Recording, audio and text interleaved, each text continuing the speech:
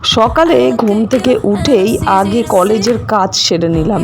এর মধ্যেই দেখি আমার 2 শাকরেট কিন্তু হাজির হয়ে গেছে। রবিবার বলে কথা, তাই আজকে তো কিছু স্পেশাল চাই। তাই কিছু ইনগ্রেডিয়েন্টস বাদ দিয়েই আজকে চিকেনের ট্যালট্যালে একটা ঝোল করলাম। আরে রেসিপিটা শর্টসে দেওয়া আছে, একবার টুক করে গিয়ে দেখে নাও। রবিবার ভাবলাম আজকে বেড কভারটাও একটু চেঞ্জ করে দিই, বহুদিন ধরে চেঞ্জ করা হয়নি।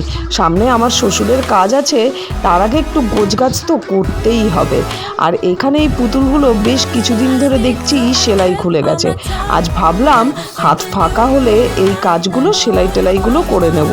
তবে খুব একটা ফিনিশিং হলো না, তবে কাজ চলবে জানো তো। বাইরে আজকে সর্ষে রোদে দেওয়া হয়েছে।